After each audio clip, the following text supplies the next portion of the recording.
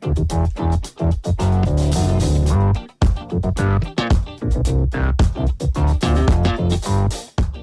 folks, and welcome to the Daily Ratings Podcast. It's a show where each week we sit down with Vincent Daly to get his thoughts on the latest movies he's been watching, both older films and new releases. And don't worry, there's no spoilers. Vince will give a brief review of the movie, share some thoughts, and of course, then rate the film. The daily ratings are always fair, honest, and most importantly, they're consistent. On today's show, Vince will be rating and reviewing Eraserhead by David Lynch, The Fly by David Cronenberg, Army of Darkness, directed by Sam Raimi, A Ghost Story by David Lowery, and newly released The Last Duel, directed by Ridley Scott. So stay tuned and enjoy the show.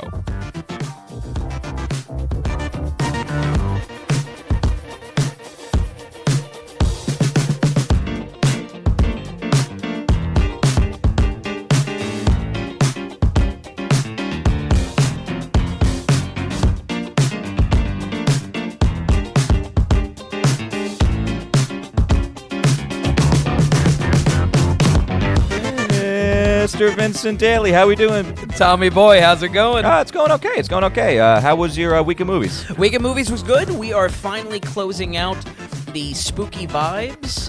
Unfortunately, the blockbuster itself that we have to talk about this week isn't a horror movie in itself, but happy to draw this month of spooky horror movies to a close. I've watched a lot. You really have.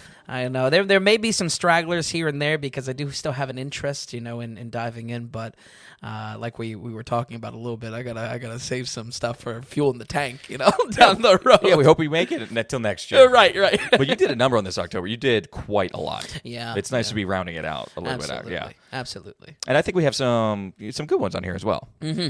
But do we want to jump in with our earliest first? Yes, a doozy to start with. Yeah, we're going to start. We're back in 1977. David Lynch for the director, and the movie is Eraserhead. Okay, so let's go ahead and talk about this. This is a doozy of a film. Eraserhead, for those that may not know this, those that may not know David Lynch's very surreal style in what he directs and the stories he tells. This is a black and white film by style, not by limitations or technical side of it, and is, in a nutshell, the elevator pitch, it's industrial horror. It is very much trying to cast a type of, it is a doozy of a film. It's trying to cast this oppressive despair environment and follows a gentleman through a relationship that basically goes wrong. I think that's probably staying away from spoilers. And even in my notes, in kind of the quick note of talk about the movie a little bit, if I could even start to talk about the movie, we go into... It's one of these. Very surreal, yes. Okay. It is absolutely one of these. I'm pretty sure this is one of the earliest, if not the first, works of David Lynch. And I'll be honest, watching this, I've seen parts of Eraserhead because it is something that has a cult following to it, is pretty infamous, honestly, for the type of horror it unveils, almost unique in that no one really has had to try something so surreal and so out there. Okay. And I think it lies primarily in the theme of it's this industrial horror, oppressive mood, despair. It is not exactly a joy to watch this film, and this film is very much directed towards not being necessarily entertaining. It is conveying a mood and conveying a very particular surreal mood as well. Was on my list forever for that reason, though, because it is infamous in that type of way. I think it is one of those horror films that kind of stands alone, which is great to see. Certainly brought me into it. It was kind of on a list for me forever, but that's exactly why I want to try to navigate it, because is this film, bottom line, worth your time? If you've kind of heard of the following it has, is it something worth diving into, basically? So was it overall, was it very moody? Was it just like How were you feeling watching it? Like, Unsettled. oh, okay. Yeah. But to a point where not enjoyable. I mean, you were watching a horror movie. You want to be unsettled in a way. True. A very good point. How would I distinguish this? The film almost does things in its story, in its sound design, and I'll definitely circle back on both of those to give more detail, but the film does things intentionally to confuse the audience, to create disarray, to create very uncomfortable sequences. Okay. And in that, it is successful. This film is more of a mood than a story. On two levels there. One, in the execution. You watch this film, you're kind of more enveloped into the experience it's giving you necessarily than the narrative elements. But as well, I think the film is absolutely going for that. It is intentionally trying to, right. David Lynch knows exactly what it is he's doing. 100%. Right. 100%. And impressive. I'll be honest, David Lynch as a director, haven't watched a huge amount of his stuff. Of course, I've given Twin Peaks a shot, just because that seems to be his claim to fame. I can't say this movie would give me a heads or tails if I would watch more David Lynch or not, because it is so unique in that fashion. But I think his dive into surrealism and surrealism creating moments of conflict and tension, that is in the DNA of this film, very simply. I think it would be a bit. I mean, when you watch Lynch's movies too, or what his work is, he tries to do that through and through. You can almost tell when it's David Lynch. Sometimes it hits or sometimes it misses. I mean, you know what I mean. You had Eraserhead, then The Elephant Man, and then Dune. Oh, right. Yeah. Which is you get the hit or miss for sure. Right, exactly. But it does have a feel. There's unmistakably a feel. Right. But yeah, that's interesting. It's good to hear because this is his first big film. Everything before this was shorts. Absolutely. So it's good to see, like, it's also why it's such a big movie right off the bat, because he's hitting those marks with how it's supposed to be, but maybe doesn't. The overall package of the film is... It's very weird. Let's focus on some of the good before I go into the bad. Yeah, go for it. As far as what is the best part about this, and if there's going to be a creative vision, a follow-through on what the final execution of the film is, it's in the sound. That's the horror right there, is in the sound design. When I say industrial horror, it doesn't necessarily come in the setting being in a almost like a Pittsburgh, factory town type of environment. There is that. There is oppression of a system beyond these characters that is conveyed by the movie. It's really encapsulated in the droning noise that goes on, and it could be anything from a clicking in the sound design to some grating noise or white noise that is slowly growing louder and louder through scenes and ebbs and flowing. I think it's a positive part because it's not annoying, and I feel like that is such a fine line to being, wow, this film is annoying, and it's not palatable for that reason. It's done so well it walks that line. It has that. It has that balancing act to being a great part of the film, and probably, I would say, the most notable part of the film, because, again, if the horror is going to exist anywhere, it's not in the narrative, because it's just very surreal, and once again, we'll get to that in just a second, but the visuals as well, you could very easily say, and especially if you know Eraserhead, man, this is, something out there, and there is a scare to that in itself. I think it lies much deeper in that throughout the entire film, it's predispositioning you to be uncomfortable, to be uneasy, and in that there is a success, again, in the execution of what he's trying to create as an experience. Right. Does that make sense? Oh, absolutely. Yeah. And I have to say, that really comes down to Lynch, because, he's all through this movie, right? It's one of his first ones, like, when it comes to music, and some of this effects and everything like that, and just and writing too was him. So this is like, absolutely his baby. When it comes down to it, the narrative elements is where it loses me, though. As far as it maybe being a first-person dive into a madman's mind and how it works. It kind of works. Again, I think my judgment there is more so the execution of what feelings and what experience this movie creates as you're watching it over its runtime. Mm-hmm. Most of the story beats are unsettling, but when it comes down to all of the story, all of the narrative for these characters and our main character, I forget his name. I don't know if we actually even get a name for the main guy. The characters are interesting how they are. But yeah, he's Henry Spencer. Henry Spencer. Yeah. And then everyone else is Mary X, Mr. X, Mrs. Yes. X. Yes. Yeah, very cool. When it comes to our main character, I think bottom line, most of the story beats, there is horror to it. There is an unsettling element to how he's dealing with the truly, truly odd things that he's put in front of, and the conflict of the movie and these characters.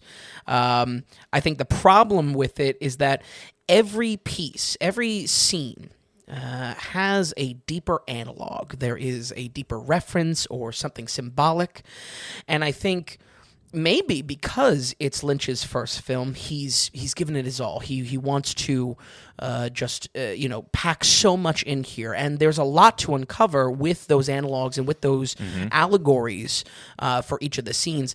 I think what it robs the film, if I had to really get down to it, why the story itself doesn't work for me, is that there's nothing there. The problem is every dial he has, he's turning it to 11. A little bit. And it's like a little bit, and it's almost like he needs to hold back on some of things.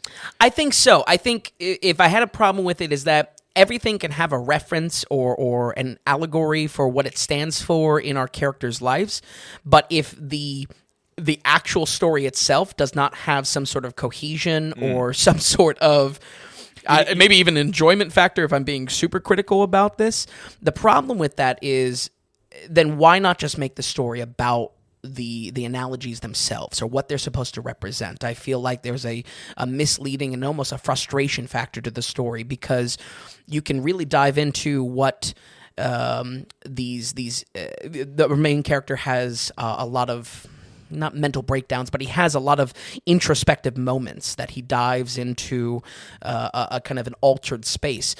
I'm fine with that, and I like what they're drawing to. The problem is if you had to lay out what's actually going on in the story beat per beat, it's nonsensical, and more importantly, it's very frustrating to follow. Again, maybe that's the point of the film, and sure. I'm certainly thinking that's interesting, but it's almost like make it about this guy, and what happens is what it seems like when he's trying to split this space with the movie is there's not a glue holding it together, kind of. And that glue, absolutely. And I think where it comes off as is the main story is weak. I don't think it's got much meat on the bones for that reason, because it's just always racing to these surreal analogies of what something means in our main character's life. Or something like that. It is a wild film to try to approach, though, because it is really surreal is the tagline here. Something really truly out there, and I think it does succeed in trying to create that experience, but generally, I think when it comes to our investment, especially for horror, we have to place ourselves in the main character, or at least be able to experience this. And as a narrative story, I think generally it doesn't work, and if that's how we're associating ourselves with the horror on screen, that's a little bit of a problem for me. Yeah. Visually, I think it falls into almost a must-see, because it is so out there and so crazy. But bottom line, I think this movie is more of a feeling and an experience, a mood, more than something narratively you have to look to and find a spot for you to watch in the many different horrors you can watch. I think the surrealist elements probably are not done anywhere else. I couldn't necessarily give this, instead of watching this, watch something else. Sure. It is definitely unique in that it's quite sense. A standalone, right? But again, where I think it is a big knock to is that for as unique as it is, and maybe in this criticism, I'm playing into directly what the intention of this piece of art is. It is frustrating, and it's frustrating to see when you even are forming expectations of where this movie is going, and It's a lack of depth. no, the depth is there. It's almost too much depth. It's almost like all depth. Very It's interesting. Mariana's Okay. Trench. But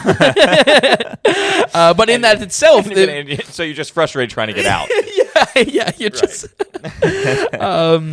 But a very difficult movie to talk about because, like a lot of horror, I don't want to give away a spoiler in what some of these surrealist elements are. Sure. And I think if you are into any kind of art house movie, if you are certainly a fan of David Lynch in any capacity, I think this is probably required viewing just to see, truly what he does behind the camera, behind the lens, and in the story of it. When he first, got his big break to make this film, I think there is a unchained element to it, which is interesting to see. But I think, again, bottom line, it doesn't work for me because what I'm getting invested into, certainly visually stunning and shocking in a lot of regard, but when it comes into how I'm getting invested in the characters on screen, it is an absolute miss because it's just so out there. There is no investment for these characters then. With that said, we are going to go ahead and give Eraserhead a 62. Okay, 62, not terrible. Yeah. I don't think Still a it pretty dipped decent- any decent- lower than It's that. a decent score still. Yeah. I think there's also a very real talk that I have to say to myself to say, you gotta like weird movies to to dive in this one. It's a weird one. But yeah. Yeah, 62 is still a pretty good score, though. Absolutely. All right, so that was David Lynch's first. We're going to move on now to a very classic film, jumping to 1986. It's going to be The Fly. The Fly. Okay. David Cronenberg. Absolutely. And for the little bit of the Cronenberg project that I've been doing over the people who haven't been watching, or downloading and listening chronologically, kind of, we've definitely been, there's been a trickle of Cronenberg, and it's all been leading kind of to The Fly, just because that's his biggest well-known one. Absolutely. I think it would be safe to say that it is his most I think well-known. I think if you went and polled audiences, whether there's fans of film or not, you go ahead and then give them a list of Cronenberg's movies. Right. People would just naturally say the biggest one's The Fly. Absolutely. And I think The Fly is successful in probably in the few type of movies that we saw as 50s kind of schlocky horror, the remakes of them now being the definitive story, the main way to view that type of story. I think The Fly does succeed. This is, of course, one of those remakes, much like Body Snatchers or The Blob, or the list goes on and on. This is one of those that is a remake of one of those 50s films, The Fly, that was these kind of creature feature monster movies and taken to a much more serious regard. The Fly itself is really primarily a romance kind of relationship film wrapped up in some scientific horror, some sci-fi horror. Jeff Goldblum is our lead in it, and then I believe it is also Gina Davis. And performance-wise, pretty good. I think there's a lot of intrigue when this movie starts. I would love to almost be back then when the movie came out, because everyone Jeff Goldblum was such a character. He's a character of a character almost. But that's because we know him almost post-Fly. Yep. It'd be interesting to see how he was looked at back then, seeing the film for the first time. Yeah. How was? I think as the lead, he is interesting to watch on screen. He certainly sells this type of loner scientist vibe. Oh my gosh, that is yeah. from it. I think overall, though, the movie itself is pretty boring, and that's not a criticism that I give very often, because I think that's probably pretty subjective. But I think it's almost painfully boring, and I bring this up to your question because I don't think Jeff Goldblum in all his zaniness can save that. I don't think there's enough novelty to his performance. It's not just him. Yes. You could have the most eccentric Goldblum on screen, but there's more going on. There's more going on, and I don't think Goldblum can save it either. Right, for that okay, reason, right. You know, the mystery and the science of this is presented in an intriguing way, and really is the best part about it. Obviously, you know, there's no point in kind of going back and wishing something was a certain way, but really, if that element of it, if the technical side of it was amped up, I think it would be much more of a horror, but instead what is put in the forefront is this relationship between Gina Davis and Jeff Goldblum. It may be silly to say because I honestly have never seen the original Fly of the the old 50s creature feature. That is probably a factor in there that the main character has a relationship, and you can probably say, hey, no duh. If we're gonna have stakes in a man transforming into a fly, then we gotta care about the relationship. I think the relationship aspect is given way too much center stage, almost to a point of 1/3 in the film. In the midst of this boringness, I was getting invested in these characters and almost forgot like what movie I was watching. Like it's really surprising to hear. It is. It's surprising. I bet you haven't seen it before? I've seen only probably parts leading up to this, Yeah. and definitely was fuel for this Cronenberg kind of watching. Yeah, project. your first time critically, you're sitting down and watching Exactly. it. Yeah, I bet you weren't expecting that at all. Yeah. I'm not. I'm surprised to hear that it was quite boring. Quite boring, and primarily a relationship kind of romance film that goes awry. That's really the structure of it, and I think that's a miss for especially the infamy of this film and what right in the name, what everyone's expecting. I feel like it's like, all right, come on, let it get going. You know, it was pulling teeth. A little bit. Yeah, very very surprised to hear that. Yeah. Once we do get going, second act, it does. My criticism doesn't stop because it feels like a bad superhero film. It feels like a proto 70 or what was this, 82? What was it? This was what was it, 86? 86. It feels like a proto superhero film. There's obviously a discovery of what's going on, and maybe that is the science element that I was craving. But it's a bad one. The shock of the horror is not punchy enough, bottom line. It's there for those who know the infamy of this movie and what's coming. But for brand new eyes, myself included, right, it is drawn out almost painfully so. And what's weird is like this is Cronenberg, like, I mean, this time period for Cronenberg is peak weird, crazy effects. You know, if you're going into it wanting a Cronenberg movie, like I guess I'm sure it was a bit of a shock because you've really been enjoying his work. 100%, and it was definitely the draw of why this watching project came about. it was fueled by saying, hey, let's track back The Fly and let's look at the history of special effects to one of the most impressive special effects, or at least marked by film critics and film lovers. So I think that's a perfect transition. By that time that the practical effects are amping up, there's almost nothing left to the movie. Okay. As a result, it makes the movie feel like more of a relationship drama gone wrong, you know? Like there's almost like a serendipity, not serendipity, but like it's a slippery slope to this relationship rather than a scientific horror thriller is what I expected. And believe me, folks, I'm not knocking this movie because I had expectations differently. I'm saying the film is weaker for the emphasis that it puts on it, and I really challenge anyone, especially if you've seen The Fly before, watch it with fresh eyes. This film does not have the punchiness you want out of a horror, no less a Cronenberg horror. Yeah. Interesting. I really wasn't expecting that, to be honest with you. You just assume The Fly because it has the name recognition, I think. Right. And solely just name recognition. Exactly. Yeah, I was expecting definitely more positive words from it. Mm-hmm. Do you have any more to go on? Or? I would say if it is going to be about the relationship, the emotional drama of Jeff and Gina, that's where all the focus is. I think there is some things to like there. Again, in the first act, I almost forgot what movie I was watching because it's so much is put on it.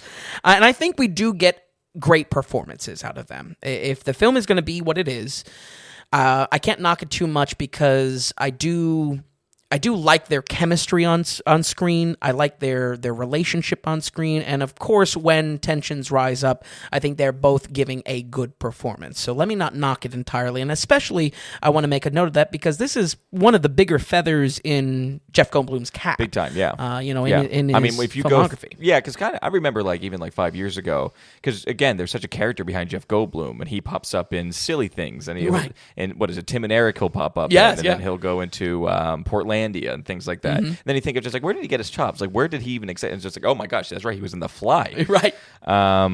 Good. That's good to hear that he was able to hold his own as far as his character was good, his acting was good, right. And Gina Davis as well. Yeah, but I just think for what this film has as its legacy of being this practical effects horror masterpiece, it fell short for me, and I certainly think if the focus is going to be on the relationship, the movie has heart, the movie has stakes. It just dials back the horror and slows the movie down. Bottom line, what was missing for me is the roller coaster of the story that I've come to know Cronenberg films to be, and I've come to know his directing style to be, of what kind of stories he decides to tell, and believe me, don't get me wrong, my disappointment here is not built-up expectations that I've self-imposed on myself. This is, if anything, looking at this with, I believe, a pretty good repertoire of what I know a good Cronenberg film to be, and it's looking like Videodrome's the champ out of that. Okay. We're going to go ahead and give The Fly a 40. Wow. Nope. I was thinking maybe at least over 50 still, but wow, that tells a lot. To be honest I'm telling you, I challenge anyone to watch that film. That film, wow, just a flat 40. It'll bore you to tears. Really, really surprised. Really surprised. Believe me, that. I was too. And talk about a letdown. Once in a while, you watch one and there will be an 80 that pops up. And Sure. It's where did that come from? Right.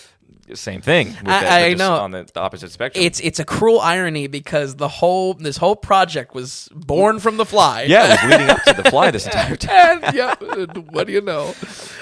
There may be some more Cronenberg that I dive into. He's got a pretty big filmography. He does, and there's definitely some more horror as well. But I think we put a break on that. We hit the big horror ones now. We have some of those things he was known for. Absolutely. And really, The Fly. After this, he really he does maybe some horror, but he gets into totally different genres after The Fly. Yeah. He steps into different things. Eastern Promises always blows my mind. I know. Yeah. I think for now the practical effects critical outlook of that is we're putting it on ice. Very good. I guess we'll see how controversial that is for from the producers, and if anybody wants to write us in. Right. The Fly is 40. Sure, I love yeah. it. I think the reasoning was spot on too. Yeah. Unfortunately, now I don't know whether I'll watch it to agree or disagree with you. But no, that's pretty good. Let's keep it moving here.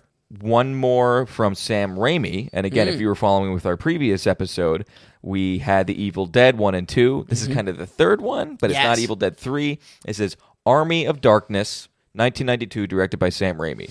Okay, so and the confusion in your voice, I think, is a perfect example of why I kind of wanted to tackle this, because before watching these, again, like I put in the Evil Dead 1 and 2 review, cult classics, it's hard to kind of navigate because you don't know where it fits in. It's just weird that, so this is the third one. This is absolutely the third one. But it's not Evil Dead 3. It's not even Evil Dead Army of Darkness. The movie's just called Army of Darkness. Yeah. And so much in the trilogy of it is that, I mean, this is, once again, much how from Evil Dead 1 to 2, it picked up seconds later. Right. Once again, same deal. Same deal. And Bruce Campbell's back. Yep.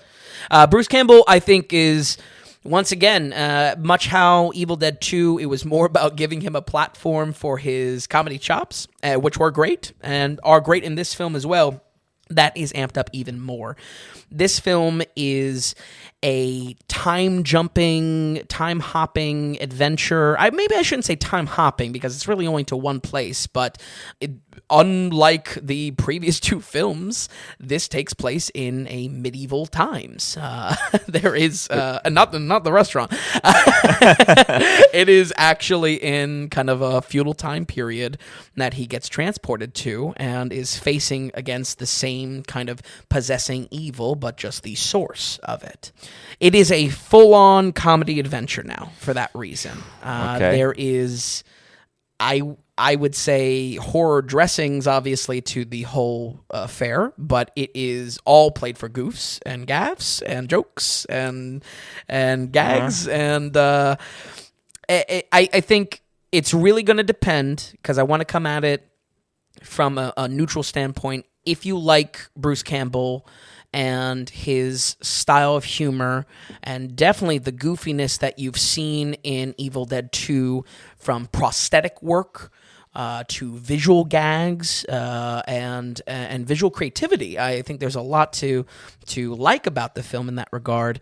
But if that's not your bag, this is probably a hard pass, and I need to kind of put that caveat in, because if these jokes aren't landing with you, guess what? It is the whole movie. Yeah. Okay. And 2 was a big step up in the comedy, correct? Yes.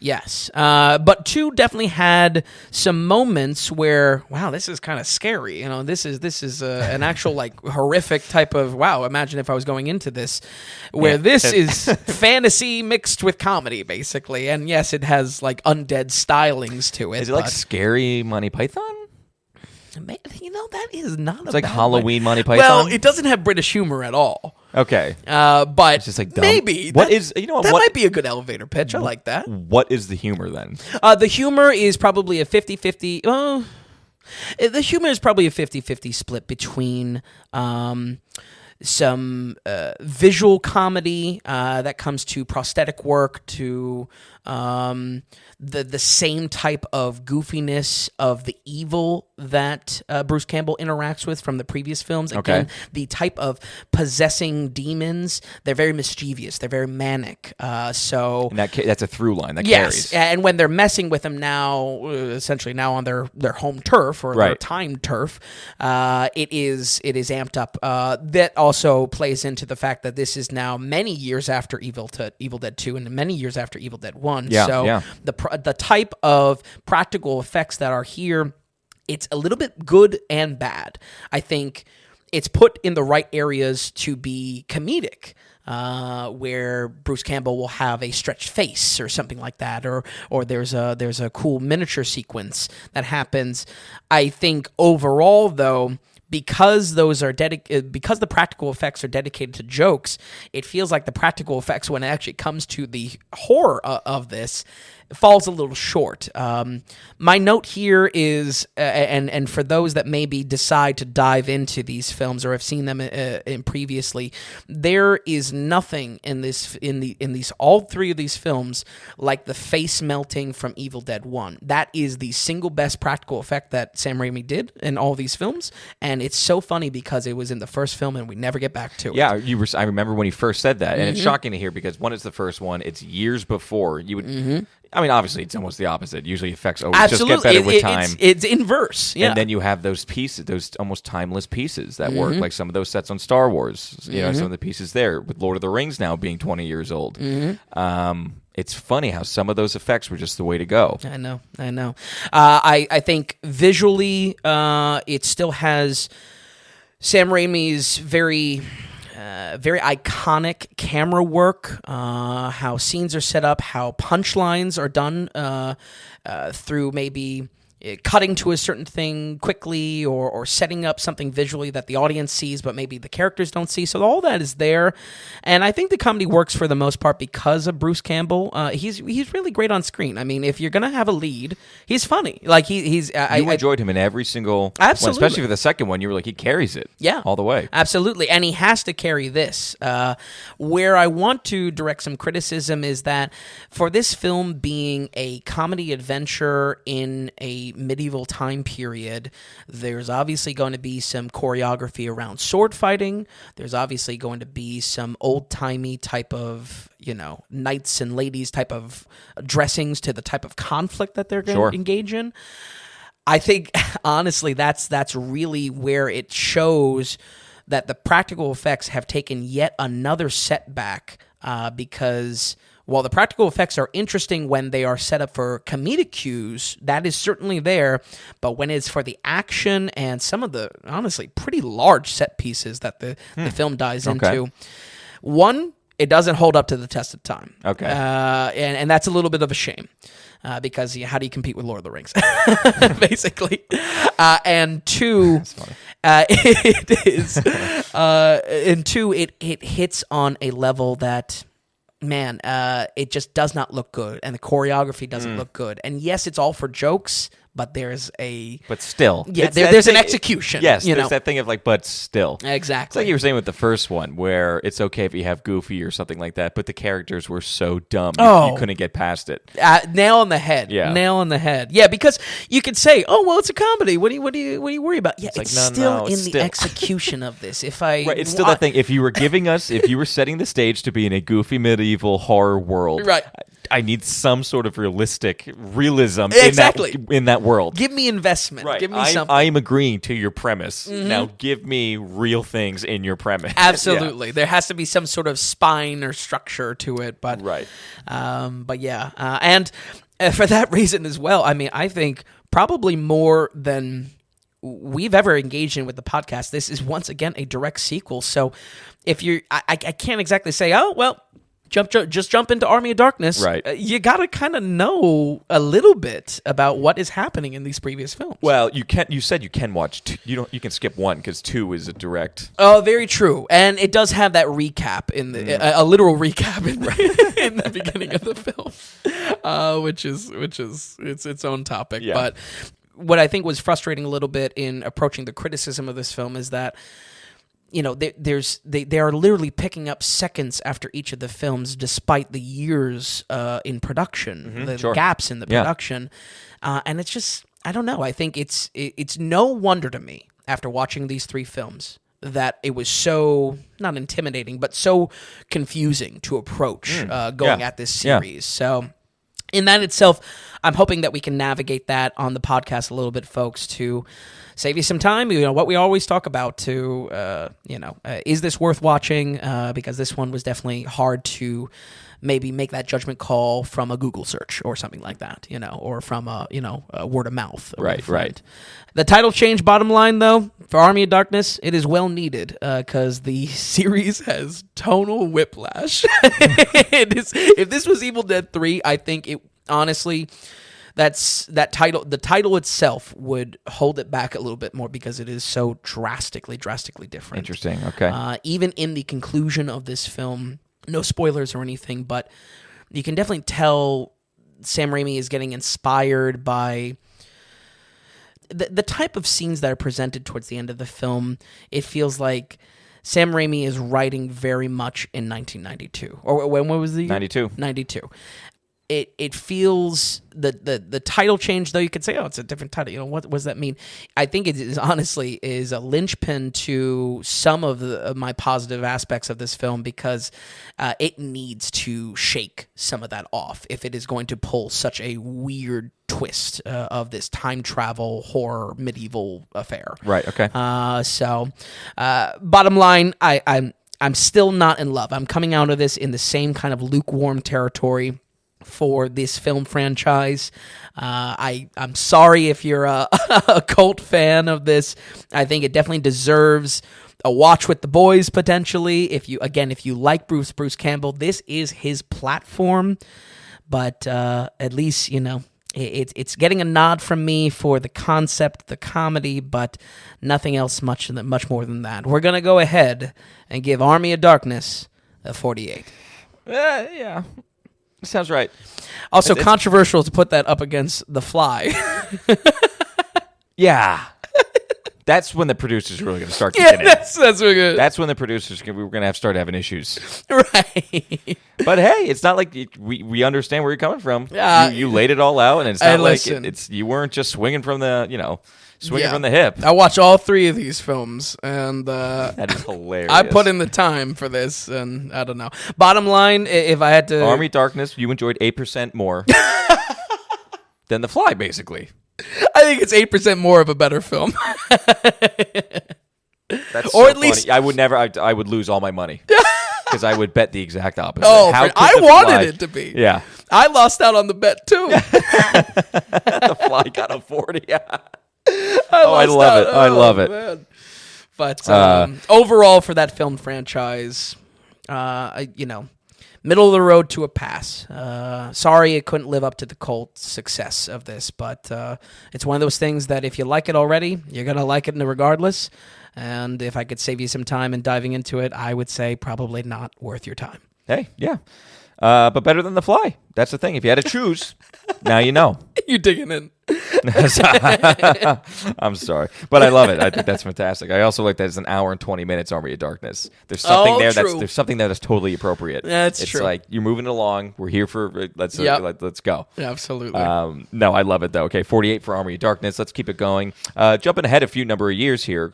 We're in 2017, and this is going to be our last kind of spooky story for a little while now. I think so. Yeah. And let's see how we end things here. If we can crack it over 65 or something like that, but. It's a ghost story. A ghost story. Okay, so this was a indie art house darling of 2017. It came out, correct? Yep. And when it comes to why this movie was on my radar, it got a lot of hype. This is, I feel, one of the feathers in the cap of a lot of art house horror that came about. Certainly, this holds the crown for one of the first, if not the first, of this revivaled letterbox style on the screen. This, I don't know if it's 4:3, but it's not a full resolution of the screen. There are black borders on each of the sides. Oh, it's not the aspect ratio is not. Is it 9:17? Yeah, I've heard it referred to a few different ways. It's 9:16 is what we're typically used to now, especially when Because I think the old format was 4:3 or something like that. Yeah. And I don't know if this technically holds the crown for the first to reintroduce it. The point I want to bring up in this is as far as a factor that you're going to be engaging with in the film from the get-go. It unfortunately isn't something that I would say is executed in the best way. Okay. I think it's there to create a cozy type of style to this horror film. There is a somber, melancholy reflectiveness in A Ghost Story, but the execution of that letterbox style is far from the best. I think the crown definitely goes to Lighthouse for its use of darkness. And I mean, if you want a blockbuster, there's always the 4-hour Snyder cut in the resolution of that as well. So, Really? Yeah. It's it's in that 4:3. Maybe not as drastic, but right. Okay. It's that was his choice. So for 4 hours. Overall, this movie, art house is really where it's at for my description here. And once again, to stay away from spoilers, I want to stay away from too much of a description here in case you really enjoy that type of subgenre to horror. This movie is about ghosts and a ghost story. And it is a little bit about how a ghost comes to exist, what a ghost life is. And in that, there is a slow pacing to this film. Not very long, too. Another snoozer. Not very long as far as the runtime. Yeah, about an hour and a half. And that hour and a half is, oh my God, there really? Is an entire scene where we watch a character eat a whole pie, start to finish. You must have been white knuckling it through. Right. That right there, for me... especially when you're at an hour and a half, it should be moving. It should be... Right. So there's just not that much content in this film. The content is there. It's just very much going for a specific feeling of melancholy and somberness, Okay. Right in the very title. It is a ghost story. We're not really experiencing this from any other point other than a ghost. So there is maybe an artistic viewpoint that there's a distortion of time and whatnot, and there's weird emphasis on what events that a ghost would see and put importance in. But overall, I'm telling you, it just did not work for me. The hype was not living up to this one. Wow. Okay. And I wonder if this had it because Casey Affleck was just coming off of Manchester by the Sea. Oh yeah, which was a juggernaut as far amazing as film. Yeah, and especially for him too, just the awards and accreditations to him. That's interesting. I wonder if that helped towards the hype or anything like that. And he struck me with melancholy. It's like, well, you got the right guy for it. Yeah, very true. I mean, what is Manchester by the Sea? Yeah. Melancholy, yeah. Let me focus on some positives here because this is a pretty unique film, and I think it definitely deserves a nod to say, wow, this coming out in 2017, especially with the unique aspect ratio, that's got to be something refreshing to see. But what comes up always in my criticism is we watch movies in the here and now, and I think especially for some of those notes to say, oh, wow, you got to see this for how it's presented on screen. Again, there are better implementations for that, and I would say as far as moody, melancholic stories, even from the same director for Green Knight, I think it's done better. There is a cool feel, and the visual theme of the setting of the afterlife is pretty interesting. The ghost world itself has a somberness existence, and that's interesting to see. It's almost a disorienting horror. If I had to elaborate on that, you can kind of get past some of the scenes when you realize our viewpoint is from the viewpoint of a ghost, and maybe there is a disassociation with time, more of a human kind of construct. Sure. But, those length of those scenes, again, I have to be practical here. Those length of those scenes, even if you're really enveloped in the horror and you can find the horror behind the stakes of what's going on scene, behind the long takes, it's, I don't know. It just did not hit for me. Yeah, it's missing something. And what's interesting is sometimes in those horror sequences, like long, drawn out, I mean, those could be some of the most compelling things. Well, you think about like when we watched Blair Witch Project, and some of the best parts was actually when you have a blank black screen, and just going off of sound. Like if it's done well, those scenes could be unbelievable.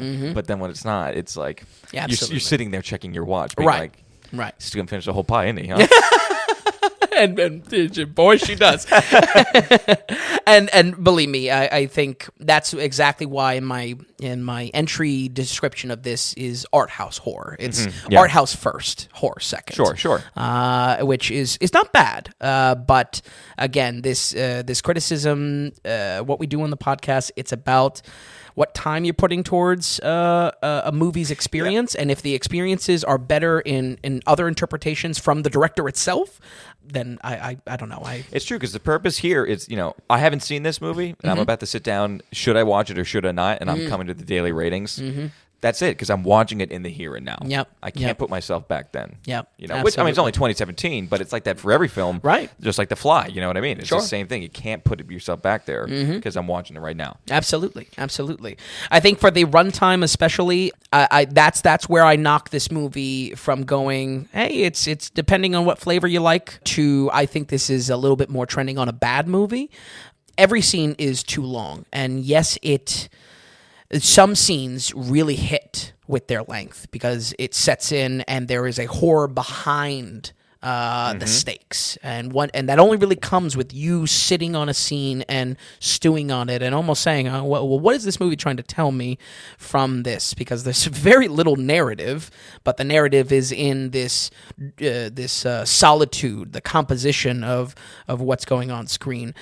What the problem is, if I could illustrate it, is that because every scene is too long, it makes the bad ones worse and almost creates a moment that your tolerance to look deeply and really study what's on screen is worn down by the end of the film because you don't know which scenes are droning for the reason of just creating some somber environment, or droning because there is a deeper meaning and you're supposed to grasp an aspect, a factor of horror behind what's actually happening and what's being communicated. So again, in that execution, it's certainly a style to have something so slow in an hour and 30-minute runtime, but the fact that the movie puts a spotlight on what it puts a spotlight on is where I'm judging this to be more trending bad than anything. Okay. And coming out of this movie pretty frustrated for that reason. It was like, we spent our time with this. Some recurring themes here on this podcast. It's the end of the barrel with the horror movies. Let me say a caveat here before we go into some of the score here. There are many other worse movies deserving of this score, but I have to rank this movie this way because I really do believe it was a waste of time. If you are interested in the tones of a somber, introspective ghost story, honestly, I'm almost of. I mean, this is kind of sacrilegious for a critic to say, but look up the YouTube video of the conclusion. You know, what I mean, Wow. you can get it from that. I don't think Wow. you need to sit through this film, and I can't stress enough. I really don't want to knock this. I like the director. I like where he's going. I was a big fan of Green Knight. I think this movie gets this rating because it was a waste of time, not because it necessarily deserves this low of a score. Because believe me, there's a lot worse movies out there. But again, there was just I came away frustrated, and I think that's probably one of the worst things you can have out of an art house experience. Sure, absolutely, yeah. Because you want to go away and be like, even if it was slow and whatnot, you come away with some greater meaning or something like that. Greater That meaning was or not a lot here of for me. thought, something to give you, something for you to think on or something like that, yeah. And the movie certainly tries to do that. The Right. movie does have a deeper story to tell. And like I said a couple times already, horror behind the stakes of what's being presented on screen. But the result of that and what that really is, it's an elevator pitch at best, a very one note. For that reason, we will go ahead and give A Ghost Story a 29. 20, ooh, okay. That's what I said. I mean, listen, there's a lot worse movies out here. Yeah, I was thinking 40s again. Yeah, but I can't get over the fact that I really came away feeling that this You was were annoyed. a waste. Yeah, and it's a shame. But Another definitely surprising one. Just Yeah. because when you look at, you look at the cast, you look at the director, Sure. yeah, you just don't expect it. watch Green Knight for the director. Watch Lighthouse for the aspect ratio And the artsiness. You wanna talk about arts. Oh, certainly, Yeah. certainly. But yeah, that's where I stand on it. Okay, yeah, no, hey, 29, that's fair in its own way. Absolutely. Okay, well, some stinkers. But before, so those are our four previously released films. We just want to take a quick moment now and just kind of give our little producer segment here. Again, Vin and I are not going off of corporate advertising. We're staying away from sponsors. We're basically just going off of our producers, which are you. Any of you who decide to go to the daily ratings, go to the donations tab and give us some sort of monetary value. You are a producer of the podcast, of our website. It's a real producer credit. Just like in Hollywood, you are helping produce the podcast and the website. And again, the word is value there, the value for value model. Are you getting value from the podcast or the site? Are you always flipping through, looking at film scores just because you're curious? Are you sitting down with your girlfriend and it's like, well, should we watch this? Should we not? Screw some of the other guys. Check out daily ratings. And, if you want to listen to, we usually do 10, 15-minute quick reviews, something like that. Listen to the review or just check out the site. And like I said, if it's value for value model, it's pretty simple. So we want to thank you, the producers. And you go ahead and you give what other donation you want. You write a note, and we'll read it on air, and we'll discuss it, and we're kind of just building our own little community, our own little tribe here. So, again, we appreciate you so much, and it's at dailyratings.com. All right, we're going to continue. We have one more film here, and it is our newly released, now in theaters film, and that is The Last Duel. Yes. Okay. So, as far as this movie is probably going to get, if I had to put my guess to an Oscar nod, I think this is probably going to get up there. It was getting the hype. Yes, it's certainly getting the hype for the performance. We have Ridley Scott never stopping making films. He's making these are two big films that he has this year. It's weird. It's weird. This movie and House of Gucci, which are coming out fairly close to each other as well. Yeah, it's almost like Last Duel was a lot of COVID making, and they wanted to save it, or it was just prolonged because of COVID. I think that might be right on the money. But regardless, we also have a hype around Ben Affleck and Matt Damon penning a screenplay. Of course, we have Good Will Hunting being a standout of that writing duo. So there was quite a bit of hype around this film. Even the way that it was presented was, I don't want to use the word Oscar baity, but it was definitely shooting for kind of a higher caliber, higher brow. For sure. Yeah. This film overall is about a a kerfuffle, a interaction between a knight and I believe not a squire, but an upcoming kind of taxman, kind of a medieval numbers man, if you will. Okay. That have a relationship and have a interaction and a dispute over Matt Damon's wife. Now, when it comes to The Last Duel, you see right in the trailer that it's building up towards a single climax, right in the very name. The Last Duel. This movie is not action-packed by any means and does not have multiple points of conflict into it. Rather, how this movie is set up is in 3 sections. We get basically Matt Damon's character's story from his perspective. We get Adam Driver's character story from his perspective. And then finally, we get Jodie... is it Jodie Cope? Comer. Jodie Comer. We get a final third perspective from her side of the story. And I want to give a lot of credit to how that's presented because I think that's pretty cool of how to present that type of the story. It's from different perspectives and there's a lot to unpack there. I want to put a pin in that just for a second because that does relate to some of the performances. At the end of the day, though, the point I'm trying to make with the structure of the story and building up towards The Last Duel, it is a lot of moments that we are just putting our actors on screen and letting them act. This is not a film in the vein of Gladiator or something that Ridley Scott would direct like that, being a period piece. Right. And I think there was maybe some confusion around, Ridley Scott's going back to this sword. Exactly. Ridley Scott doing swords again. Exactly. So, and is really not at all the case. It is much more a platform for these characters acting. Sets are very cool. There is a lot of care put into the lighting and the period-appropriate visuals, which I got to give a huge credit to.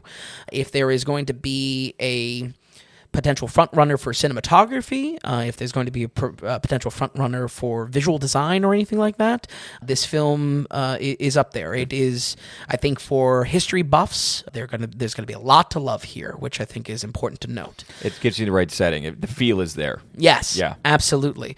If I could describe how it is without maybe tying into specific scenes, I think it especially lands when the muck and the grime of a scene in the setting of a messy medieval period. This is not, even though it touches on some higher society, everything is really grimy. It's matched so perfectly on screen with very muted colors and very downtrodden feel to everything, which is, I think, a wonderful match on screen. Some of the performances in this 3-act structure, some are great, some are meh, and some are bad. Basically, it boils down to we have Adam and Jodie are great. I think their performances are right on spot, especially for Adam Driver. I'm a big fan already, but coming into this, I think he's really trying to go for a really standout performance, living into the character. Jodie as well, I think she does probably even a better job than Adam because if there's any story, it's her story here. What's odd is who's penning the script. Ben and Matt, I think it's bad. I think the performances are bad. It's unreal. It's unreal. It really is.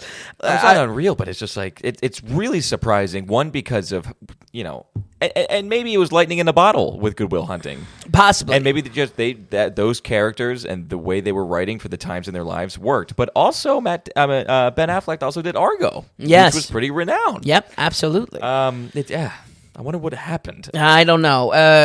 When it comes to Matt Damon, I don't want to be overly mean, but it feels like baby's first Shakespeare performance. It feels very put on. And again, that may be a little bit out of pocket, but no, I don't think so. It's my real gut reaction on it. Okay, yeah, you're watching it. It's just like this guy's trying too hard. It is. There is an aspect of that here because again, it's almost in conflict because they are writing the thing, and there is a big respect that the screenplay has to historical figures. We have King Charles in here, the character that Ben Affleck plays, apparently as well a historical figure in the royalty of the time. But let's touch on Ben Affleck. Wow, outright bad, bad. All the care put into the time-appropriate factors, they're out the window with Ben's character. He curses, and it doesn't even sound... It takes you right out of the immersion of what it could be. He talks very modern day. Yeah, it's not good. His beard, I mean, believe me, I'm not a history professor, but I would, it's something else. And Ben's character in the film is a noble, so he is supposed to intentionally sound a little bit different than the layman, or especially Matt Damon's character, who is supposed to be maybe a little bit lower brow and less educated, and that is a plot element of the story. But I can't excuse Ben's performance because, and especially with the writing, because it's highlighted so well in other characters. A minor character, but Alex Lawther plays King Charles in this. There is a theme throughout the film that the soldiers, the more run-of-the-mill type of life in this world, they're less educated, but they're more grounded, where the nobles, they're disconnected with reality. They're manic, they're lackadaisical, they're not exactly virtuous in any sort of way, and that's drawn there. Ben Affleck's character definitely represents a disconnect and a very hedonistic type of approach to living at that time. But even in the same movie, we have King Charles acting the same way, but he's not throwing an F-bomb out of nowhere. He doesn't have a goofy beard. Like it's such a mismatch. And the fact that it's highlighted within the same film and done better by a minor character, I can't tell you how much it spotlights Ben's performance, but it's in weird a bad way. Ben Affleck helped write it. I know. So he helped write those good characters and the bad script of the other. Like, exactly. You would think there would just be more consistency there. And that's where my criticism is of the performance directly. Right. And that really is to Ben Affleck's execution of this character, because, hey, I mean, maybe there, again, I'm going to have a little bit of arm's length to my criticism here. Maybe there are historical factors that were heavily researched that fueled penning the script, and maybe that's exactly how these characters acted historically in some fashion. But the dialogue specifically, above all else, I think is where I have to really fall on the sword over, where I have to absolutely dig into Ben Affleck's performances, because it took me right out of it, and the dialogue is almost downright laughable. It strips you out of all the care that is put into the very careful setting and timepiece appropriate stuff. Yeah, that's a huge shame, because in some area it's so close to being good. It's interesting with how it could be so on, I know, and then just so off at the same time. Again, especially when it comes to the writing, when Ben Affleck was a part of it. I mean, those two. There was a third writer as well. I think there's maybe 4 writers actually. Okay, 3 or 4, but. It's weird that the consistency isn't there. Like some characters so on, and then the other ones are off. It's especially when it comes to the physical word, like the cursing and things like that. Yes. Strange. It's strange because there's so much care put in elsewhere, but yeah, it's odd. It could have been such weird stuff with. I mean, honestly, it could be such weird stuff with COVID. It's like, okay, you take care of this stuff, I'll take care of this, separate or you pieces. take care of your character. I mean, who knows? You know what I mean? Was Affleck just writing for Affleck? Maybe. I think that might be a good thing, and maybe plays into this 3-act or this 3-perspective structure to the story as well. I mean, no matter what, it pieces. doesn't matter, because it's when it comes down to it. Okay, I'm watching the movie, and how does it present itself? And it presents itself off balance. Right. It's engaging and yet taking you straight out. And a COVID production isn't an excuse either. No, especially when you have these actors and Ridley Scott behind it and the money behind it. It's like, yeah, absolutely. Let's touch on that 3-perspective structure. I think it breaks the movie up, and I really like this as a concept. I touched on that already. I think it's very interesting. I like that it's presenting itself in a very segmented way, to the point of that almost chapters are presented in the screen or on screen for the audience. I think if I had to criticize why I feel this is such a slow burn kind of Oscar-y type of movie. Again, I don't want to use Oscar bait, because I think that's kind of a catch-all term, but maybe we slowly dig into what really makes that That's what it's being billed as. Yeah, just because of what's going on. That is true. It's I mean? It's damned in its own marketing. Yeah, it's not us putting in that category. True. Very true. But I think if I had to criticize this how the narrative is set up, is that there's very little insight gained from retreading these scenes again. Because the perspectives are three different perspectives, actors' performances in the same scene are altered. And that's very interesting to watch on screen. That is a plus, for sure. The problem with it is that we go through similar scenes 3 times in the film, and other than a very slight difference in the acting performance, there's very little insight gain from this cross-examination in the film. And I have to stick on this for a second because it slows things down so much. Okay. It really amplifies the problems I have with the performances, because if these 3 broken up chapters of the film, of the first 3/4 of the film, are going to be highlighting how characters act and giving the actors a platform to perform in different ways and varied ways, which is cool in concept, the amplification that happens is that I have to sit through Ben Affleck's terrible performance 3 times. And yes, there's maybe some improvisation of how that changes, and there is a fun examination that happens on screen to trying to spot what's different there. It's very surface level, and I don't think it's beyond. I don't think it pays off structuring the film this way for what we get from retreading those scenes. Not only twice, 3 times. Does that make sense? Oh, my God, absolutely. I'm thinking of this movie called Vantage Point. Oh, wow. Callback. What is it, 2006 or something like that? Not a big movie, not all that big when it came out, not all that big ever now. No one ever thinks about it. Right. Because it just wasn't that good. But it had this problem. Yes. Let's do the same scene over with a different vantage point, basically. I know, yeah. And I mean, it could be done cool, but it doesn't sound like the payoff is there. Good in concept, certainly. Is 3 different perspectives that big a deal? No, there is advancement of the plot as well. It could work. It could work It could work really well. But it sounds like it could have been done better. Yes, it could have been more well worth it if they would have done a little bit differently. Yeah, and if bottom line, it's going to come down to the actors' performances that we have to see on screen. That's where the movie is going to be doomed or saved. I think, again, it's split 50-50 down the middle. Adam, Jody, great.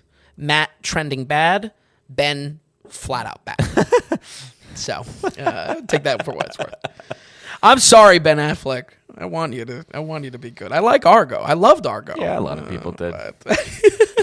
It's a hit or miss thing again, and who knows what the reasons were behind it, but very interesting how it's so up and down. I'm very interested to see, with the critical praise this film is bound to get come Oscar time, come award season, what the actual historical context is, because again, I don't have a respect towards that, or I don't have an appreciation towards, wow, they got that right, or this character actually spoke that way. I think, regardless, where I think my opinion will be rock solid and won't change, is that it's still in the feel of the film. The type of performances that happen, specifically with Ben Affleck, it takes you out of the period piece, and this film is only period piece, Yeah, and honestly, the Oscars, they're a trash heap, or they're a shell of their former self, in a way. They've always been a bit trashy, honestly. But the biggest thing is, forget looking into it that deep. It's Oscar bait because of the director and because of the people behind it or in it. Regardless, if House of Gucci is better, people will completely forget about The Last Duel. and all spotlight will be on House of Gucci anyway. That's so true. And people, nobody's going to be looking into just like, oh, well, the set was really nice. So, Absolutely. They won't care. Yeah.